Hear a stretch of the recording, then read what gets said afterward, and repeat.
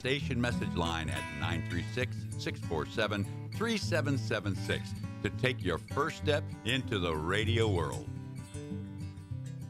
Thank you for listening to Lone Star Community Radio.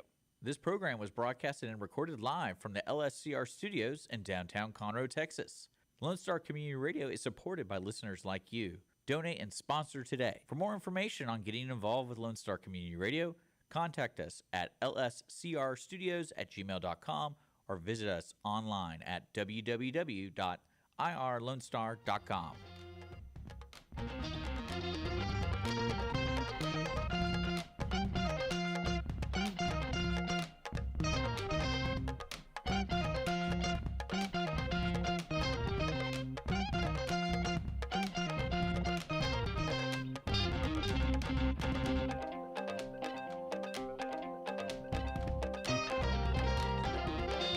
Good afternoon, everybody, and thank you so much for joining us on the Cindy Cochran Show. We're so happy to have you. And we, first of all, of course, always want to thank our sponsor. Here, let me do it for you. I got all the information right here. Today's show is brought to you by the Wootton Financial Group. You can reach out to them today at 936-449-5952 or visit them online at woottonfinancial.com. Wootton Financial is basically a planner for your financial needs. That's right. All type of planning, too. It can be retirement. It could be for, like, your 12-year-old son. It could be anything.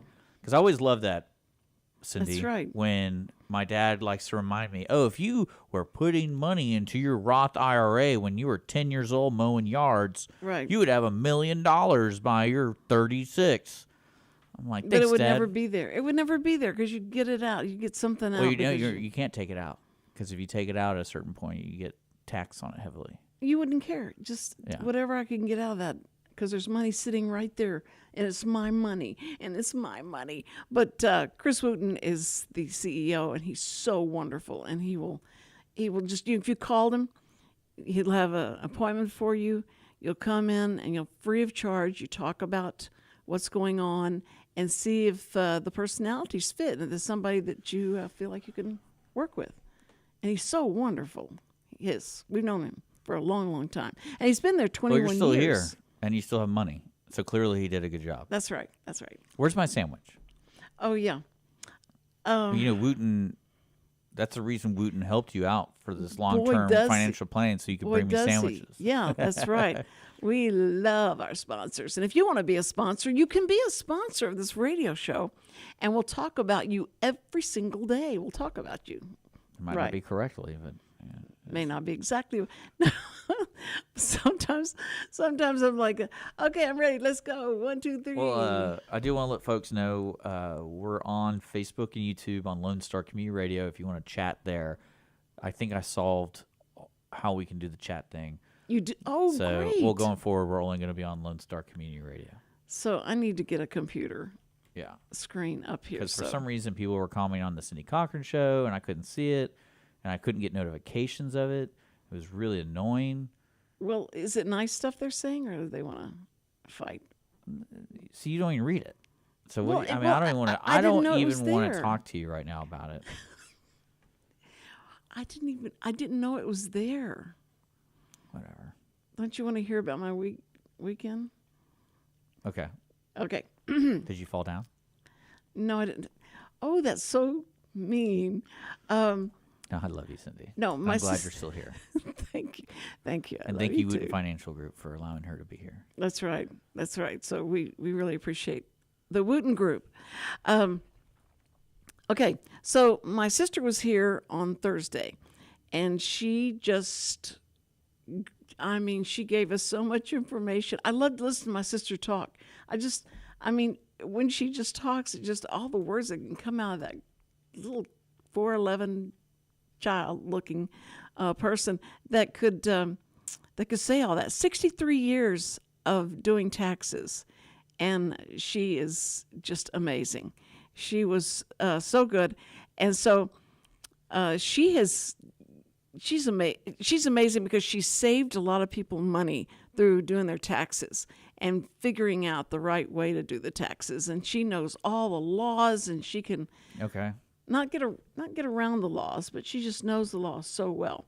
So wasn't she impressive? I mean, when an IRS agent comes up against somebody like that's a little petite and she's so pretty, and she goes in there and she just lets them have it about, no, that's not right. You know, it's funny. What she reminded me of is the duality of government and the public sector. Mm-hmm.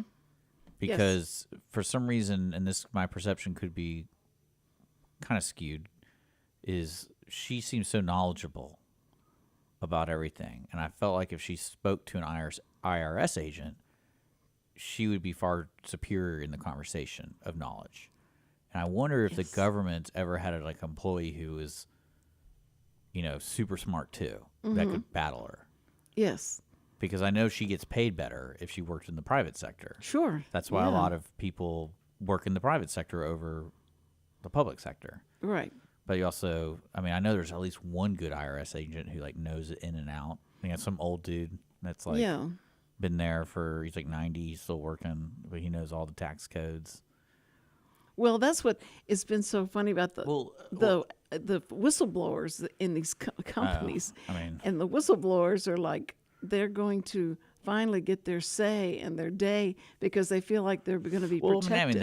Any audit that I've been involved with or know of, 9 times out of 10, the issue is they come there, we're auditing you, give us your stuff, and then they're like, cool, and then they go, we need this from you, and you go, well, no, you don't. You need that. This is how it's written. This is everything. And they'd be like, well, we don't know what we're doing. We'll be back when we find out what we're doing, but we'll find out. Yeah. And it'd be a year later, we found this out. I'm like, how do y'all not know this stuff by now? Right. That's what I'm talking about. It's because anytime they ever say we'll get back to you, I'm like, okay, they're gonna find something. They're gonna find something wrong because they don't know what's wrong, but they want to find you know what I'm talking about. Sure, I want to save face as well because they gotta find something.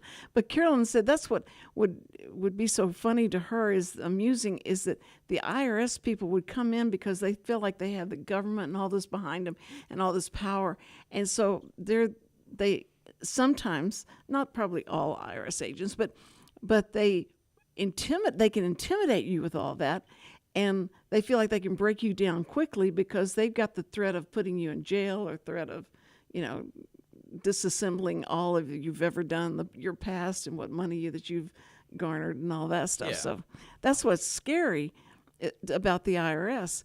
But, she just wants people to know that they can't call you on the phone, and they should never come knock on your door, which we've seen some IRS agents thought that was okay to do. I don't know who told them it was all right, but it has to be done through the mail, and that's what you listen to. And that you have then proof that the IRS has tried to contact you, and then you can say, well, you sent me this letter, not you called me or you came by and knocked on the door. There's no way to prove or disprove. Well, what I'm curious about too, and it's similar to the DMV, where they'll send you a letter and it's oh, hey, you're gonna have to come up here and get your ID renewed because it's up. Mm-hmm. Because sometimes you can do it online, but oh man, what, you have to do that? Yes, and put that in front of me. But see, at least they invite you to their building to talk to you, so okay, I need to go to this building. And they're pretty good about where to go. So I guess that's what's so scary about the government, is we all believe it's the boogeyman. Right. So anything we get from them is always bad news. It's like talking to a doctor every day. It's I don't want to talk to a doctor. Right.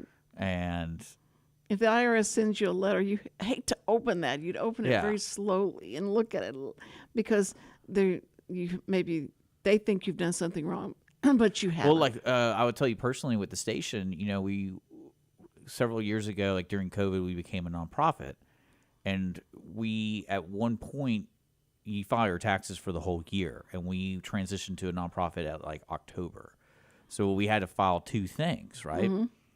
And we filed the old taxes as we were a business, and then we filed the nonprofit taxes in their way of filing for nonprofit. Well, anyway, this year when we were prepping, they were saying they changed the whole internet version or the website, right? So you log in and you do all our stuff, and we notice like our first and second returns weren't there anymore. And we're like, that's weird. Like, we know we filed them. It said we never filed. And I was like, that's weird. But we had a printed receipt that, everyone, if you do anything online, still print the receipt, like make a printable copy. Right. So we had printed receipts. And so we had to go call them. And we're on the phone with them for like 3 hours, giving them the numbers. Mm-hmm. And they're like, yeah, we see that. We see what you're talking about, but it's not on your account. And I'm like, yeah, we know. Well, you have to file it. And I'm like, well, we have the receipt that we filed it. Right.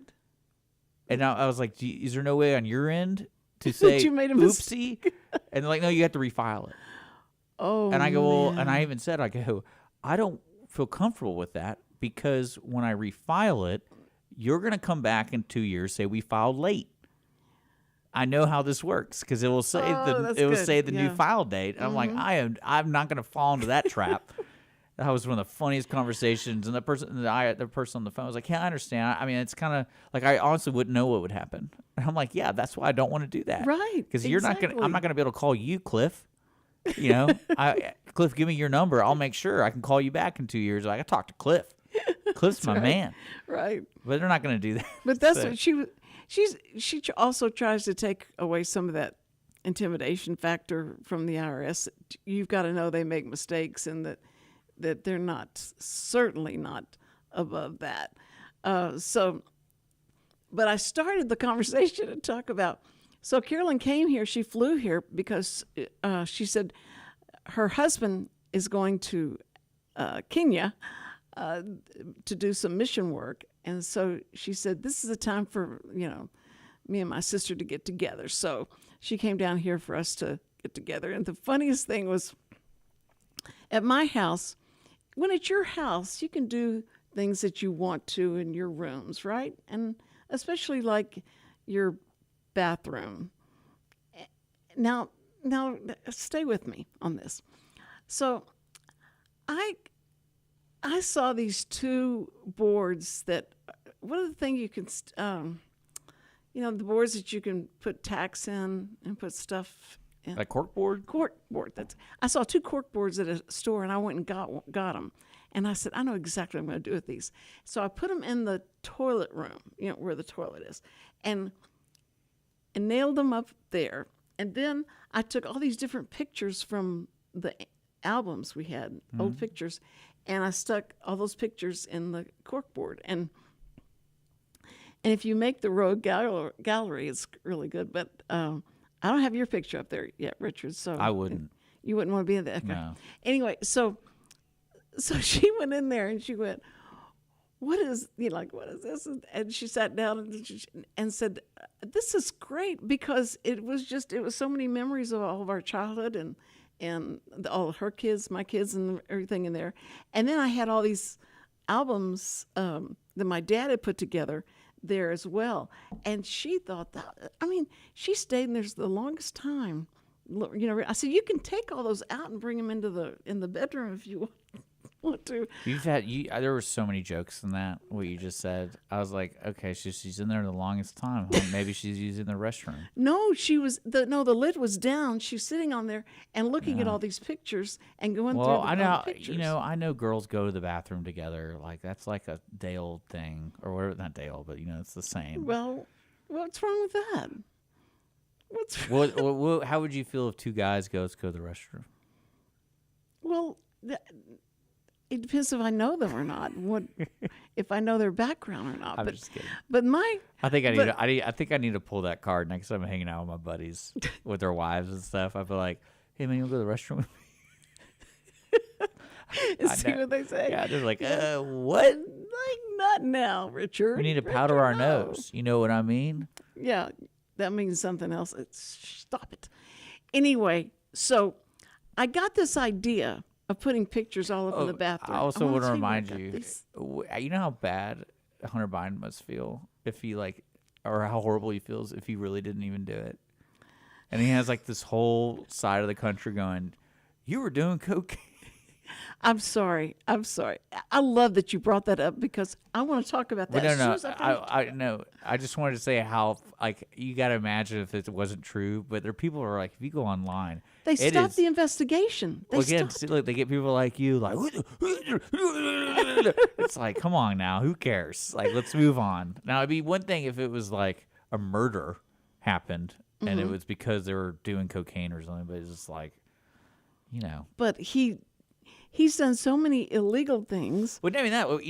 On Episode 1 with Andrew and Richard, we found an article about a Sonic employee that went and bought cocaine and put it in his like coat pocket or one of his work pockets, and he was cooking a hot dog, packaging it up, and it fell into the bag. So the baggie of his drugs fell into the baggie of the food, and he didn't realize it. And they delivered the food, and the guy came back and was like, "Hey, there's cocaine in my bag," and they called the police. So that tells me in this world, it could fall out of your pocket.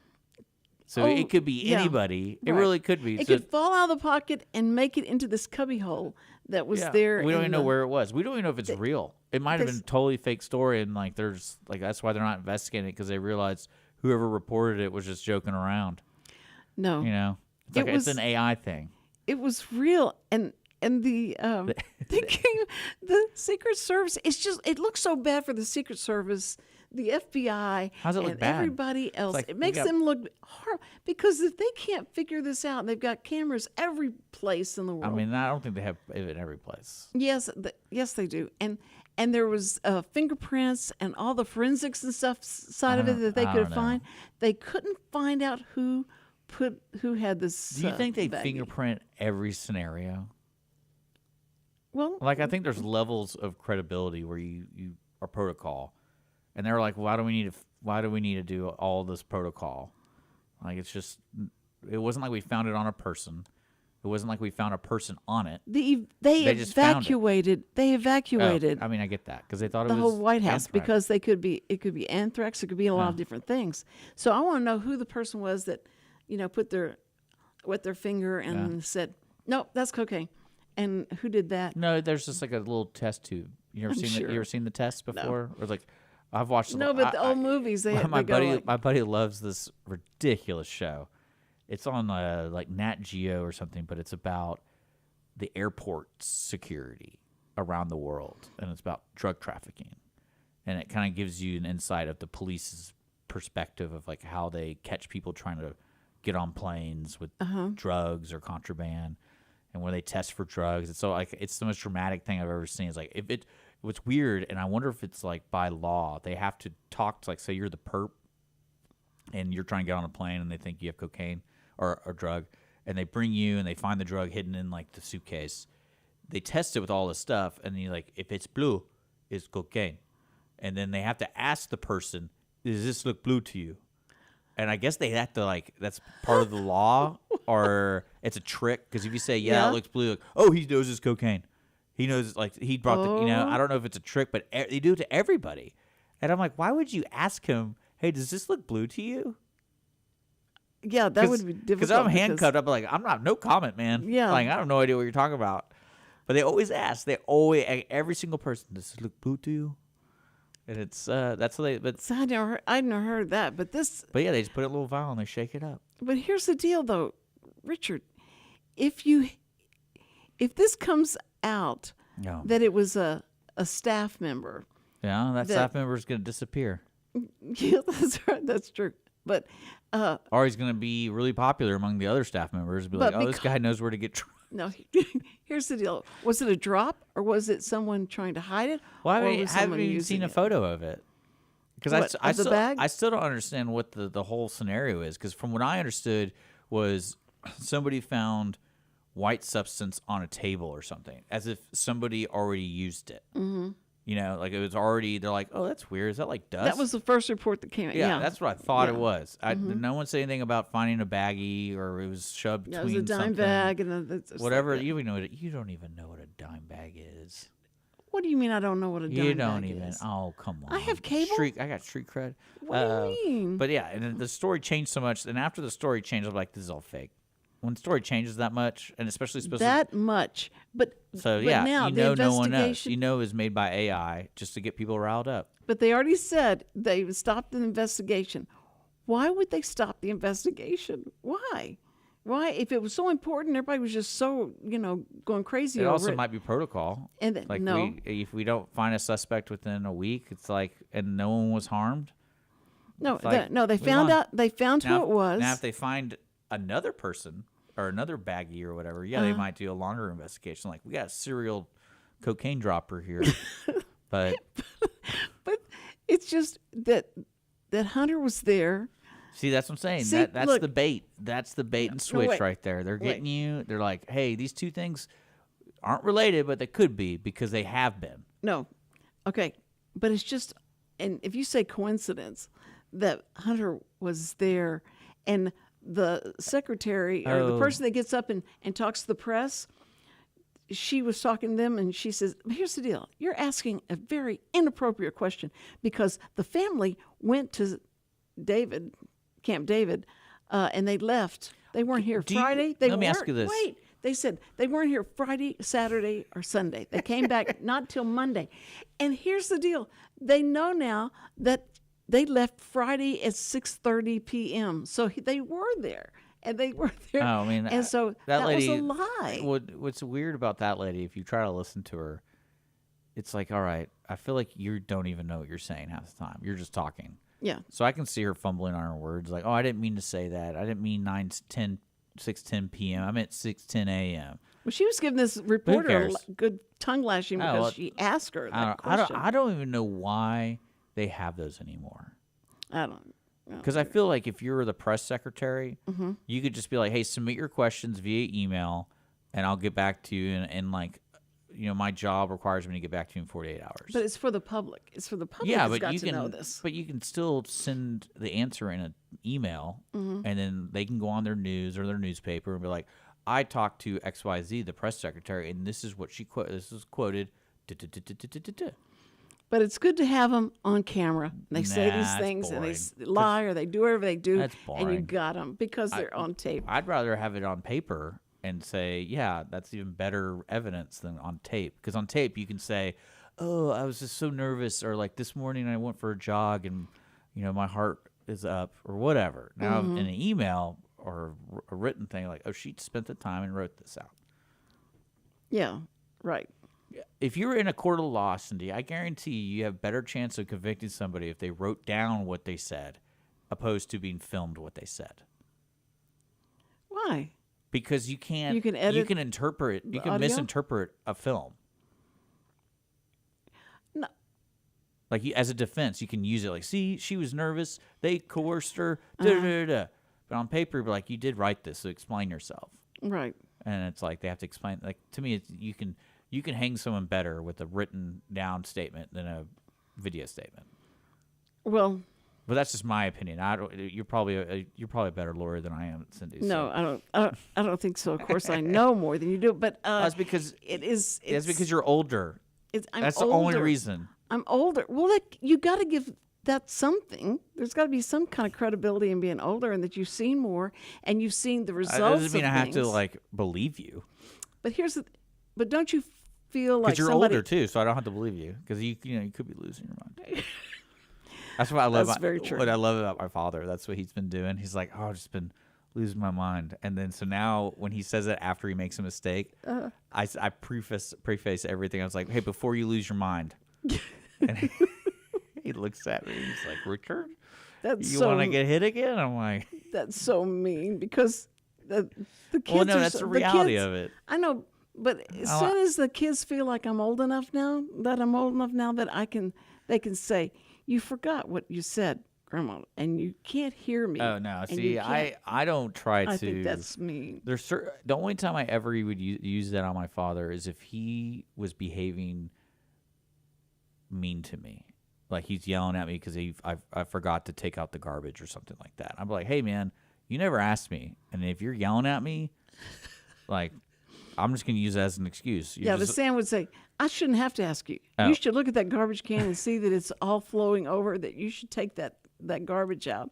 That's what he says to Samuel. I know Samuel could say, If you just come and ask me, I'd have taken it out a long time ago. I wonder if people who meditate have a better flow through these kind of problems. Well, I have to go meditate. Have you ever met anyone that meditated? Well, don't you meditate?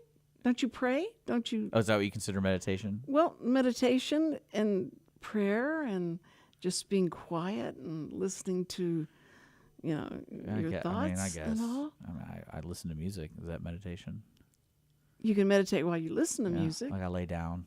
Yeah, and it takes you. I have to listen to a thunderstorm and all that. It's An airplane. an airplane's and being in an airplane cockpit. But anyway, you got me away from what I was to tell you. This weekend was so amazing. My sister comes down and I says, like "Okay, her sister. I like her sister you a lot. I think it's silly that she lives so far away from you.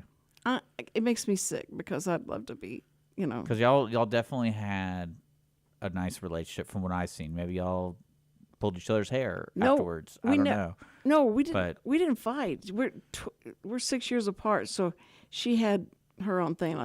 And the day that she came, she always took care of you. Well, that's what it sounded like. Because she's older, right? Yeah, 6 years older. So because I have older brothers and sisters that are 6. I think the oldest brother I have is 9 years older than me, I think. But our relationship, he's always taking care of me. Like anywhere we go, he's like, "Hey, you want a drink? Hey, you want?" I'm like, "Man, I'm not your kid." Like, no, she. I don't say that. I'm like, "Yeah, give me a drink, dude. Totally." No, she took my girlfriend and I into the bedroom to tell us about the birds and bees. She says, "We need to have this talk," and so I need to tell y'all what's going on, and so that you don't. And after she told you, you asked her, "Why are you hanging out with that guy? Then he's ugly." No, you could do better. This was like in the 50s, and so my girlfriend and I knew more. I don't want to know any more about this conversation. No, my girlfriend and I knew more than she knew, and we were trying to just listen to her. She said, without bursting out laughing, I told her later. I said, remember when you tried to have the sex talk with us? It didn't work, but it was sweet what she was trying to. That's who we should have on your show. Is what? Like what year do they teach sex ed in school now these days? Well, nowadays it's like is it every 5 day? years old. No, I mean, I know. Okay, I'm not trying to get political with your mama bearish kind of thing. It's like I want to know, and I want to invite them to come in and be like, "Hey, just pretend we're in 5th grade. Yeah, give us the presentation, and we could do it on the show." That would be great. I would love that. I think it may be 6th. I already or 7th have like grade. 10 jokes. Like that's where it goes. But you're gonna have to leave the room. Is that what that is? Richard. No wonder it didn't work. I got so many jokes. Oh, Richard. So Did I ever tell you the story about our no, sex ed? Don't ever tell me you that story. I'm afraid to tell you for you to tell me the story. It was surreal. Is it about? No, so right. So this is back in the day. If most listeners know what VHSs are. So if you don't know it, look it up. It's how we used to watch video. Right. And this was in our health ed class, and she's like, "Hey, we're gonna watch a video. It's gonna be about the birth of like how babies are born."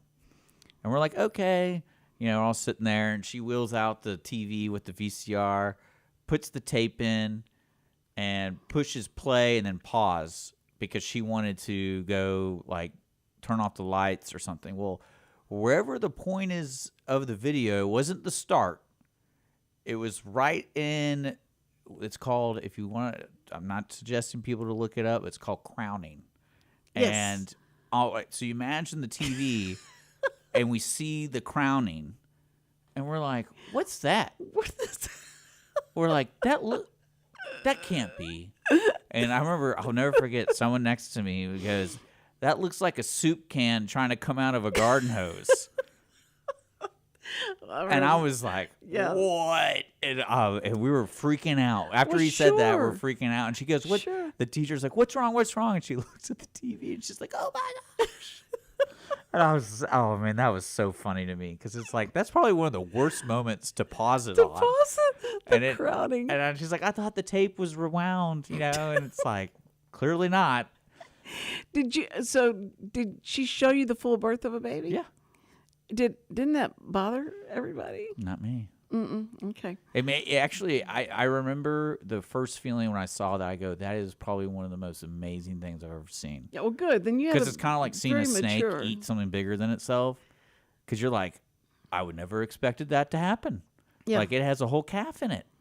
That's right. And you're like, That's how does right. that even work? But Yeah. it works. That's true. That's what I'm saying. It wasn't like, oh, it's so beautiful. It's more like, I mean, that's pretty amazing. It is. It is. It is very amazing. Now, how do we get from my sister coming down To this crowning? weekend? I don't know how. I'm sorry. Okay, so on Thursday when I left What a great here, show. The we Cindy went- Cochran Show every Tuesday, Wednesday, Thursday. You never know what's going to come out Today's of our show is mouths. Ask Me Anything, so feel free to jump on Facebook or YouTube and make a comment. I'm watching the comments. Okay, he's watching for comments. Here comes Dennis. No, Yeah, he's been commenting. And I was hoping you would actually read them. Cindy doesn't read them, by the way. no, it's fun. It's fun to read Dennis. I just don't think you know how to I just read 'em. found them. No, I just found them. So I didn't know that. But I got to tell you about Facebook. If you say something you don't like, an ad that comes up, and you think this girl is really clothed really scantily, and so you say, I'm going to report this. So you report the ad to Facebook. Okay. Facebook comes back and goes, well, NBC Sports investigated that. And I didn't know that it was about a girl, Here we go. they were advertising something, but it was for NBC Sports thing. Something was coming up. Anyway, NBC Sports investigated the ad that you reported. And I haven't read yet what they found in their investigation about that. But as I went down further, I had gotten a More of those kind of ads? no. I got something about Steve Stoliar when he was on our Facebook. We had him on. Do you remember that? He's the raised eyebrows about Groucho, and Okay, yeah. he wrote that book. And so Facebook said we had to edit out this portion of your tape because 50 different places in the United States, not 50, 50 different locations complained that this was not, you couldn't do this.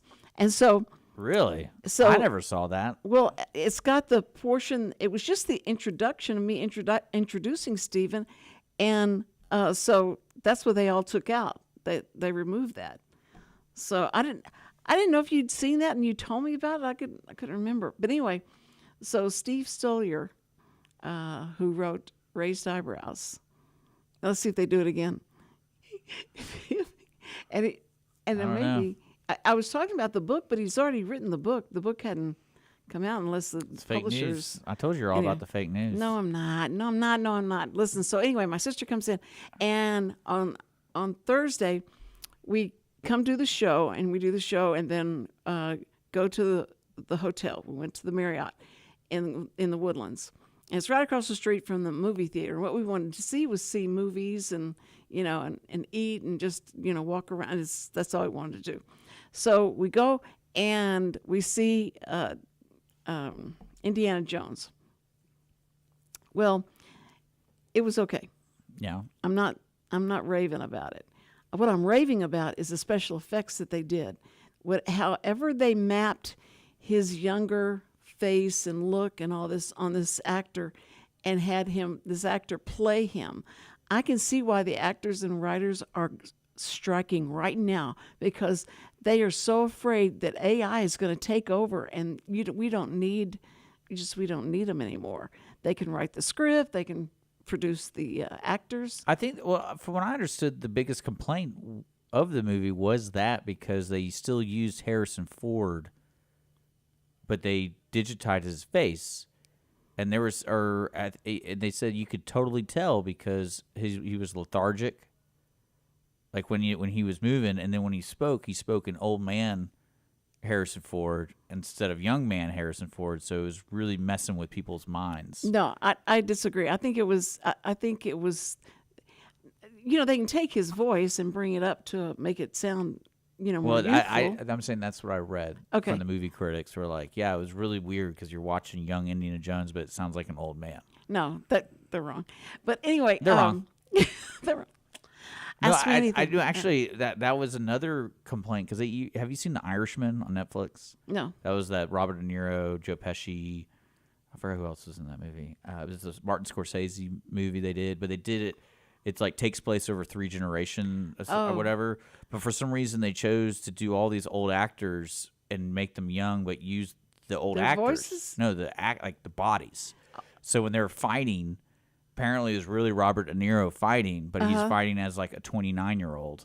And you can still see like he's hunched over and stuff.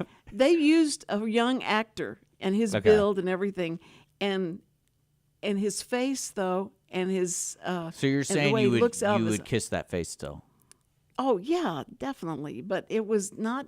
It really was an amazing feat that we've come to that we can do that now. And so anybody, you've looked at some people and you know that the way they lit it, or the what's the thing that a lot of the effects are CIG or I can't think of what's the name of it. Anyway, they can go in and they remove any wrinkles in your face and they can do all that stuff. You think they would have the technology to do that before you had plastic surgery?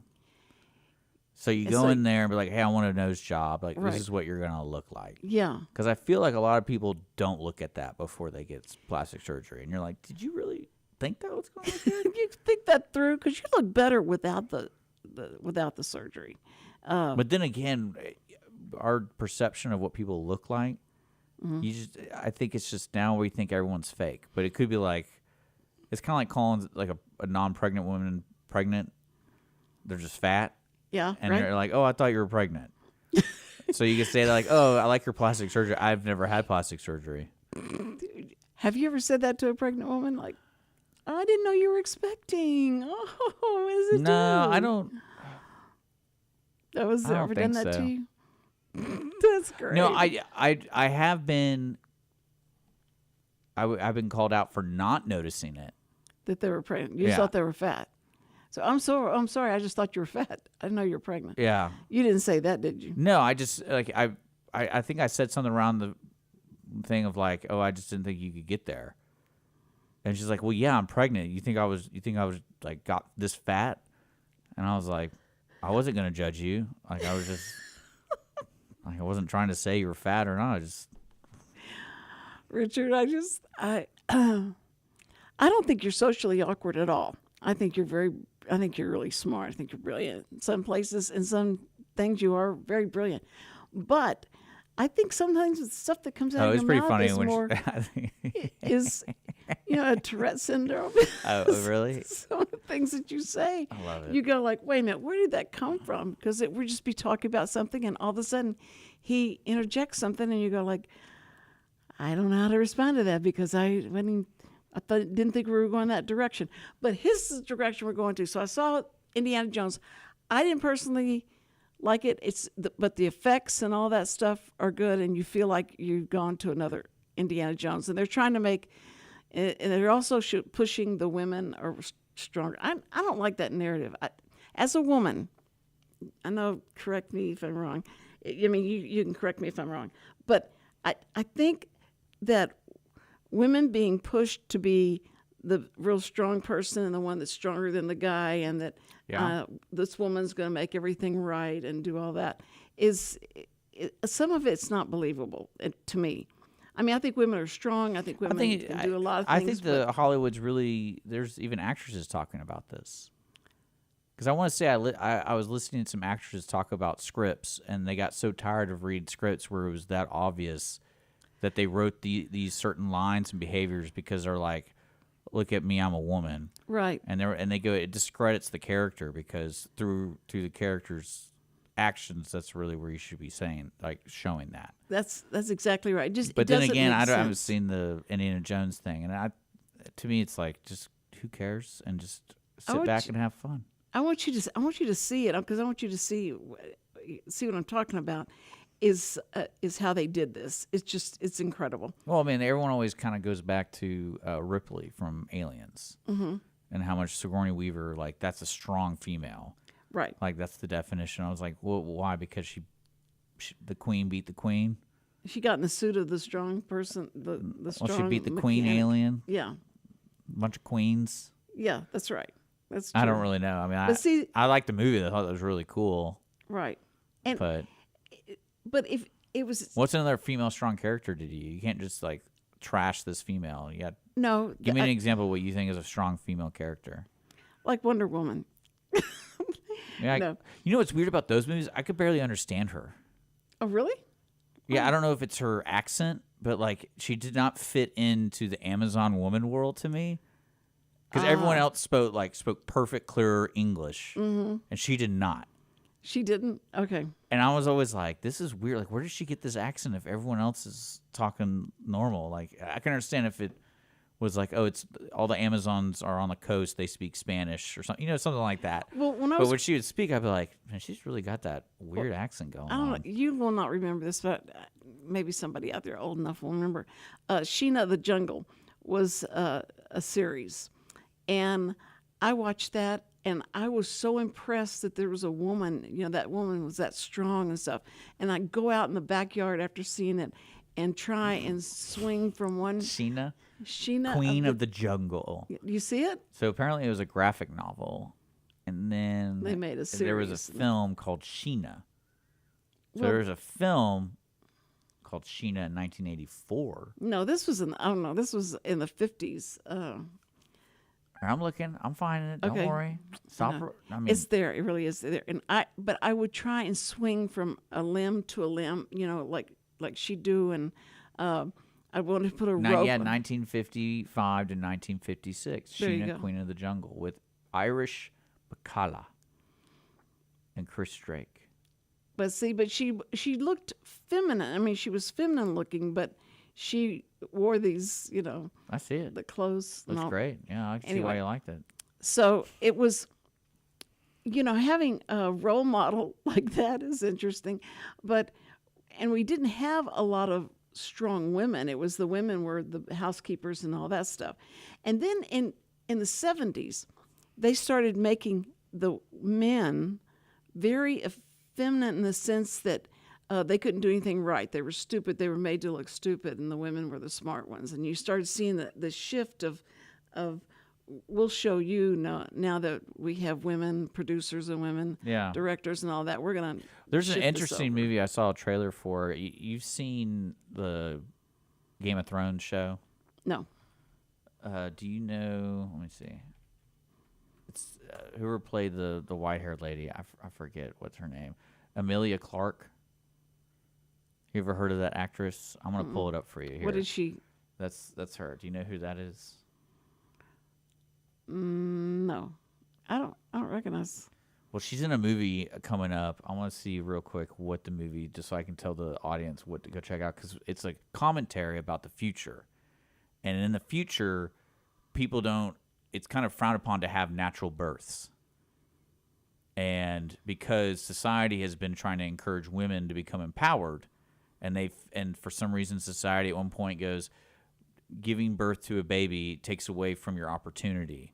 So now in this future, all the women do not have babies. They put it in like a incubator. It's a petri dish. Well, thing. no, it's Okay. like an egg. Well, it looks like an egg. Uh-huh. And now the egg is carried by the husband and the wife. And so it's about her relationship with her husband, and the husband wants to have a natural baby, but she doesn't want to give up, Her power. being a woman. But then they get the egg, and he doesn't want the egg, but then he grows to love the egg because it's their baby. And she has the normal, like, she's going through the normal things with going through birth, where, like, what's that depression called that women get when, like, they give birth? Postpartum. Yeah, like they don't want Yeah. nothing to do with the baby, or Right. that. And she goes, like, there's a little segment about that, but it's like a commentary movie. And I was like, that's kind of interesting. It's going against what the world's trying to tell us today. Right. That's when they say a man can have a baby. Well, I think that's the play on words they're doing. Is like Right. he's not having the baby, but he's like there. You see a bunch of men carrying the egg around, Oh, okay. so it looks like a backpack, but it has this big old egg on it, and it's in the incubator thing. It's in the egg. It's in the egg, It's and in so the egg. the baby's growing inside that. Yeah. And so the man can carry it, and the woman can carry it. Yeah. That's great. Now, when the man has a period to make that happen. I don't know. Well, I think See- I think the only thing that at the end where they kind of, because it's a trailer, they're saying that this is relatively new tech, and the babies that have grown, they've learned that they don't dream. So that was kind of like, I guess that's the conflict in the movie, besides this woman's conflict of having a baby. Oh dear. So I think it's going to have some interesting twists to it. I guess, and like nowadays you can say whatever you want to say, and it's supposed to be believable because you say, that a man can have a baby or a man can. I mean, we've seen Junior. Yeah, that's right. That was a great movie. That Yeah. was really funny. I thought that was funny. But But I mean, like, because to me, you have to be somewhat ignorant to not believe in the future that they're going to have that capability of doing that. I think in the future, you're going to have some wild things going on with people. Definitely. Because imagine in the 40s or 50s about the things that we're doing or talking about right now. Well, I think- they never would have. Well, not even that. I believed think that. I predict the scariest thing that's going to happen in the future, and we're not going to fully understand it, is we're going to be able to take our consciousness out of our brains and put it into something like the Matrix. Like, I think that's going to be real. And put it into what? Like, it's kind of like, you ever seen the Matrix? I saw the Matrix. The movie when they put the little thing in your head and you're like in Oh. a fantasy, or not like a world. Right. Well, I think that's what's going to happen before like technology hits its peak. It's going to be like, hey, we discovered this technology. You know what's funny? We don't have to actually develop it. We can just type it in our keyboard and make it in this world. Yeah. Make it real in that world, and we just stick you in, and you're dealing with the pregnancy right there. Ah, So you're not really pregnant, but in Right. in your brain, in the world that you're sharing, you're pregnant. you know what that reminds me of is the one with Arnold Schwarzenegger and Junior, no, not Junior. Danny DeVito. No, the one that he where they. Ay, no me está dando. No, no, Oh, no. 6th Day. No. Huh? No, the one he goes to Mars. Oh, Total Recall. Total Recall. Yeah. But no, I think that's what's going to end up. We're gonna skip what, like the flying cars. We're not going to have flying cars, but we're going to have flying cars in this world. Mm-hmm. And I can see that being real, not relatively soon, but I can see it. No, don't you see the transporter then? You don't see the transporter happening, and they. I think we're going to become and pod people. defining We're that? gonna become pod people. Well, Like, we're gonna get in a pod. We're gonna sync up, and my brain's gonna go into imagination land, and it's gonna be my world, and I can do whatever I want in it. there you go. It's gonna be everyone's gonna be doing it That's because perfect. people are gonna be addicted to getting what they want. I think, and the scariest part is for us to. Someone has actually discovered the parallel universe that we live in, and they want to explore that, and they found a way to get But I into can that see parallel universe. I can see the parallel universe existing, but I can also see if you try to go into it, you die because you already exist. Well, that's what I'm So- saying. If they figured out a way to,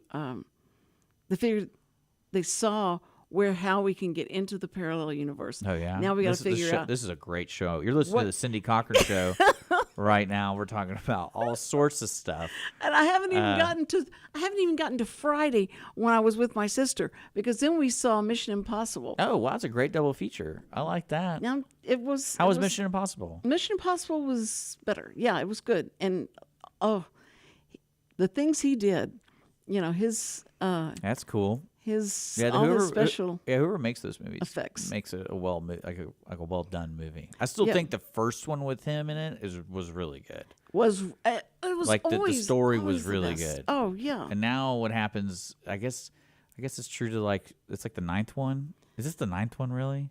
I don't know, but he left it open for a Well, no, they sequel. made 2. It says part Yeah, 1 part on the one, poster. part two, So yeah. I wonder why there's a sequel. I It don't, says part 1, Cindy. okay.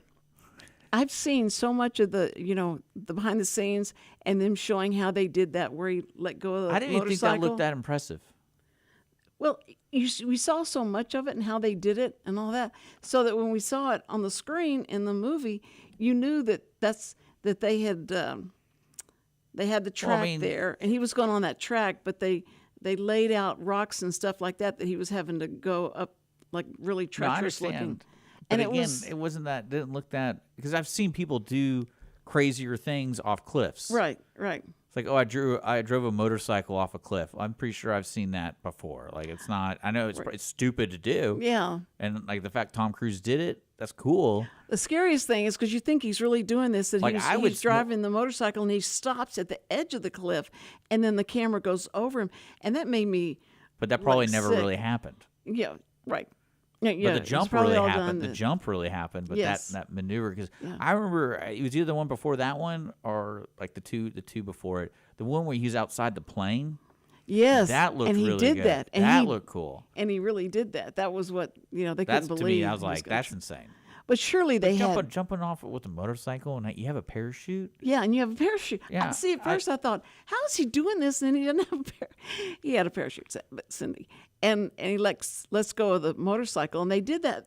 I guess that rehearsal about 6 times. What happened to the motorcycle? Did they trash the motorcycle? Yeah, it's called littering. Mm-hmm. And they just littered all over nature on those cliffs. All over it. All that oil. Yes. I mean, that is. We should call them. Shame on them. I mean, I can't believe they're doing that. Hey, well, it's 2:51, Cindy, so we gotta be wrapping up. Oh. So, who are your guests tomorrow? Wait, okay, let me. You're not finishing. You're not finishing the story because you got to do your sponsor deal. You literally have. Okay, so tomorrow. You have 1 minute. That was part until 1, you're off. and then part 2 tomorrow about what we did Thursday night. It was so exciting in the Woodlands. Okay, so tomorrow we have Keith Kruger and Adam Isabel, and Keith Kruger he owns the Branding Iron and also the 202 Maine. And he has partners. He has other people, but he's the main owner of Branding Iron and his mom and 202 Maine. And there's something going on that we've got to find out about that's really, if this is true, this is going to be exciting about 202 Maine. And so we're going to make Keith tell us what's going to happen there, because it's really exciting what happens downtown in Conroe. And then we have Adam Isabel, and he is a hairstylist, plus he's going to direct 9 to 5. Bye-bye. That's amazing. So anyway, I wanted to say can't wait to see them tomorrow. Be sure and be here with us. And to you first responders, we love you. We appreciate you. We respect you. Thank you so much. Every week, people ask the same 2 questions. Are they ready to retire? Will their savings last for their lifetimes? Hi, this is Chris Wootton with Wootton Financial Group. Our firm has been in Montgomery County for decades, but the hopes and dreams of the people we serve never change. We help answer these 2 questions and many more that people have about their uncertain financial future. We have a simple introductory client experience that allows us to get to know the client and includes a few meetings for the client to kick the tires at no charge. We provide a concise, 1-page summary that helps the client get a better handle on which questions are the right questions for them. To learn more about Wootton Financial Group's process in helping their clients to a clearer financial future and to see their contact information, visit Cindy Cochran's show page on irlonestar.com/TCCS. Wootton Financial Group is a proud sponsor of the Cindy Cochran Show. Wootton Financial Group is available by phone at 936-449-5952 or visit them on the web at www.woottonfinancial.com. That's www.woottonfinancial.com. This program is sponsored by the Wootton Financial Group. It is not the intent of Wootton Financial Group to render or offer personalized investment advice or financial planning advice through this radio program or any related website. Wootton Financial Group's participation in this program is limited to providing general information on financial matters and should not be construed as financial recommendation or investment advice. Investment advisory services are offered through Game Plan Advisors, Inc., a registered investment advisor registered with the Securities and Exchange Commission and the state of Texas. Insurance services are offered through Wootton Financial Group, Inc. Game Plan Advisors and Wootton Financial Group, Inc. are affiliated through common ownership, and neither firm is affiliated with The Cindy Cochran Show. No listener should assume that any information presented and or made available on this program serves as the receipt of or a substitute for personalized individual advice from Game Plan Advisors, Wootton Financial Group, or any of their representatives. Is there someone you know who is hooked on vintage aircraft? Follow the Commemorative Air Force and its fleet of World War II planes, including the mighty B-17 Flying Fortress Texas Raiders, which is based in Conroe, Texas. Texas Raiders tours locally and all around the United States, offering the public a chance to put their hands on aviation history. What could be a more perfect gift than a flight on a historic B-17? Taking to the sky on the iconic bomber is an experience that will never be forgotten. For the touring schedule, reservations, or more information,